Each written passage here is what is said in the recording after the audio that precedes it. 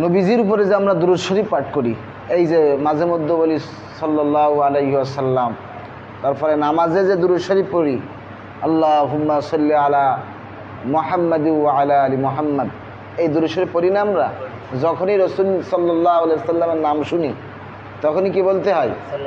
সাল্লাল্লাহু আলাইহি ওয়াসাল্লাম। তো হাদিসের ভিতরে এসেছে যখন কোনো বান্দা, যখন কোনো উম্মত পৃথিবীর যেই প্রান্তে আনাচে কানাচে অলিতে গলিতে চিপায় চাপায় যেখানেই হোক না কেন, যদি নবীজির উপরে যদি একবার দুরূদ শরীফ পাঠ করে, কয়বার?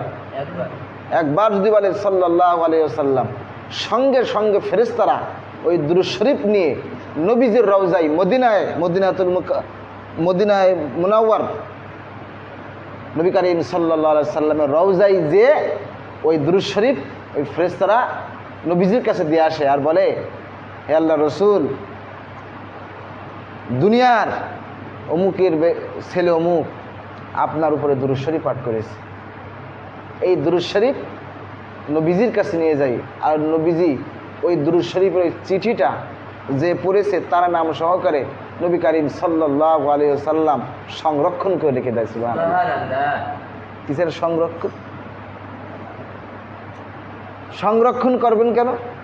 বলা হয়ে থাকে কিয়ামতের ময়দানে সর্বশেষ জান্নাতি আর জাহান্নামী যখন ফয়সালা হয়ে যাবে, জান্নাতের ফয়সালা হয়ে গেছে, যারা জান্নাতি তারা জান্নাতে যাচ্ছে, যারা জাহান্নামী তারা জাহান্নামে যাইতেছে। তো লাস্টে দুইজন ব্যক্তি, জাহান্নামী দুইজন ব্যক্তি, একটা উম্মত হলো মুহাম্মদ সাল্লাল্লাহু আলাইহি সাল্লামের, আর একজন উম্মত হলো অন্য আর একজনের, অন্য আর এক নবীর। তা দুই ব্যক্তিকে, আমাদের নবীর উম্মত, শেষ নবীর উম্মত একজন আর অন্য নবীর উম্মত একজন, ফেরেশতারা 70,000 শিকল দিয়ে টানতে টানতে লাঞ্ছনা অপদস্থ আর অপমানিতর সহিত টানতে টানতে জাহান্নামে নিয়ে যাবে। তখন আমাদের আদি পিতা আদম আলাইহিস সালাতু ওয়াস সালাম উনি দেখবেন, উনি দেখে উনার মনের ভিতরে খটকা লাগবে। কেমন খটকা? উনি বলবেন যে মুহাম্মদ আরবি, উনি যার জন্য আল্লাহ তাআলা পাগল, আমরা সমস্ত নবী আউলিয়া আল্লাহর ভালোবাসা পাওয়ার জন্য পাগল, আর স্বয়ং আল্লাহ তাআলা যার জন্য পাগল সেই নবীর একজন উম্মতকে টানতে টানতে জাহান্নামে নিয়ে যাইতেছে। এটা লাঞ্ছনাদায়ক ছাড়া কিছু না। আওয়ামী লীগ সরকার ক্ষমতায় থাকলে যদি একজন আওয়ামী লীগকে যদি পিটানো হয়, তাহলে ওই পিটানোর পরে কার উপরে? আওয়ামী লীগ সরকার উপরে কি পরে? একটা লজ্জাদায়ক বিষয় আছে। যদি বিএনপি হয়, এই জামাত হয়, তাহলে দলের উপরে কি হয়? যদি কোনো দলের একজনের উপর যদি একটু বল প্রয়োগ করা হয়, তাইলে অন্য ওই দলের উপরে কি হয়? একটু লজ্জার বিষয় আছে না? কারণ নবী মুহাম্মদ আরবি সাল্লাল্লাহু আলাইহি সাল্লাম অনেক বড়, তা বাবা আদম আলাইহিস সালাতু ওয়াস সালাম উনি ভাববেন যে কেমন হলো যে অন্য নবীর উম্মতকে স্বাভাবিকভাবে টানতে টানতে জাহান্নামে নিয়ে যাচ্ছে, এটা স্বাভাবিক, কিন্তু আখিরি নবী মুহাম্মদ আরবি সাল্লাল্লাহু আলাইহি সাল্লামের উম্মতকে টানতে টানতে জাহান্নামে নিয়ে যাচ্ছে এইভাবে, এটা লজ্জাদায়ক কিছুই না। তখন আদম আলাইহিস সালাম সঙ্গে সঙ্গে আখিরি জামানার পয়গম্বর মুহাম্মদ রাসূলুল্লাহ সাল্লাল্লাহু আলাইহি সাল্লামের কাছে চলে যাবেন আর বলবেন, হে মুহাম্মদ, তোমার এক উম্মতকে টানতে টানতে জাহান্নামে নিয়ে যাচ্ছে আর তোমার খোঁজ নাই। তখন নবীজি সঙ্গে সঙ্গে চলে আসবেন, আসার পর আল্লাহর কাছে দাবি জানাবে, আল্লাহ আমার উম্মতটা জাহান্নামী না হয়তো। তখন ওই যখন নবীজি যখন এই কথা বলবেন, তখন আল্লাহ তাআলা বললেন যে কি বলেন, ওয়াকিমুল ওয়াজনা বিল কিসতি ওয়ালা তুখসিরুল মিজান। আমি দুনিয়াতে ইনসাফের দাঁড়িপাল্লা আমি কায়েম করেছিলাম, তা আমি তো সবচেয়ে বড় আদেল, ইনসাফকারী। তা আমি কীভাবে বেইনসাফ করতে পারি? আমার তো মিজানের দাঁড়িপাল্লা আছে, সেখানে কি করা হয়েছে? লা ইজলামু, কারো প্রতি জুলুম করা হয়নি। যে যতটুকু প্রাপ্য তাকে ততটুকুই দেওয়া হচ্ছে। যে জান্নাতি সে তার গুণের কারণে যাইতেছে, যে জাহান্নামী সে তার বদগুণের কারণে জাহান্নামে যাইতেছে।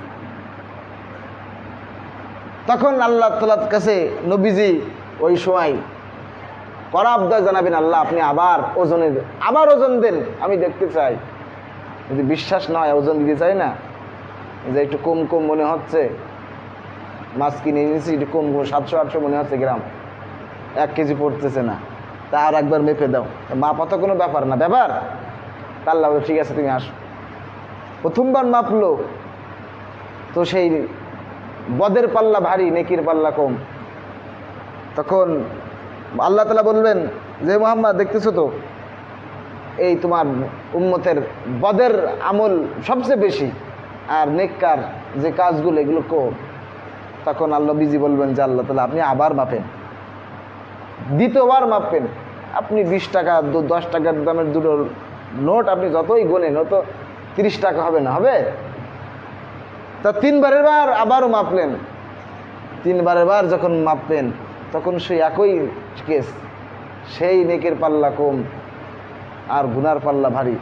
তখন নবীজি সাল্লাল্লাহু আলাইহি সাল্লাম কি করবেন, ওনার বুক পকেট থেকে একখানা চিঠি, একখানা চিঠি, একটা চিরকুট, ওই মিজানের দাড়ি পাল্লায় নেকির যেটা হালকা হয়ে গেছে ওই দাড়ির পাল্লার উপরে দেওয়ার সাথে সাথে নেকের পাল্লা ভারী হয়ে যাবে। সুবহানাল্লাহ, সুবহানাল্লাহ বলেন।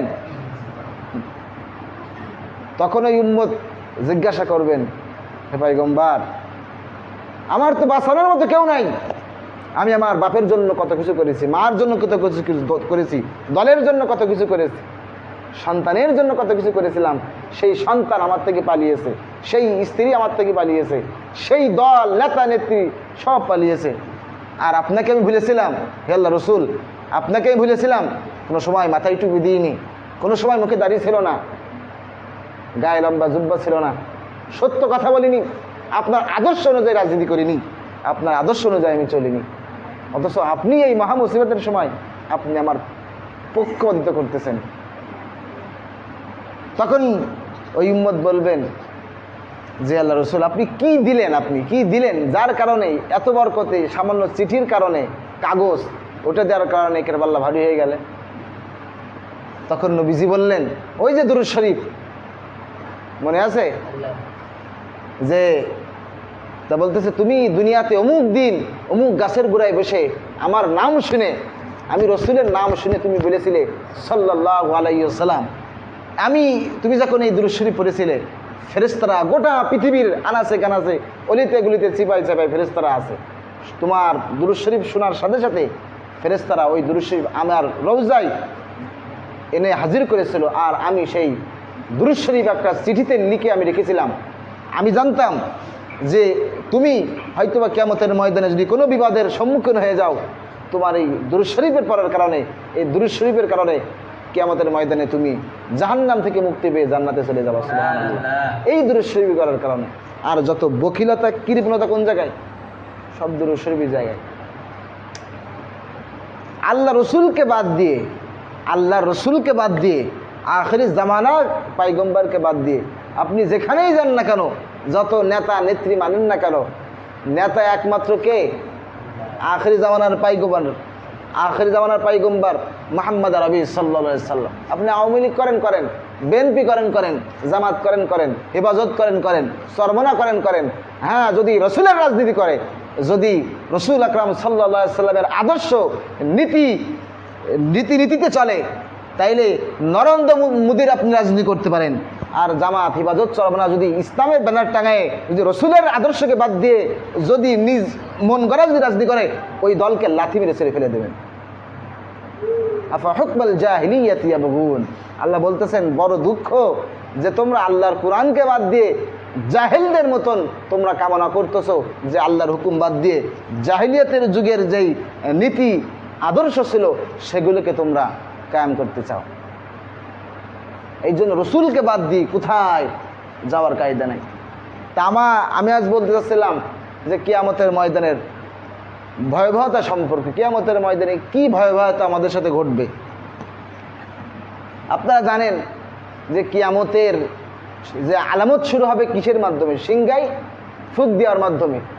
হযরত ইসরাফিল আলাইহিস সালাতু ওয়াস সালাম যখন সিংগায় ফুঁক দেবেন, গোটা আসমান জমিন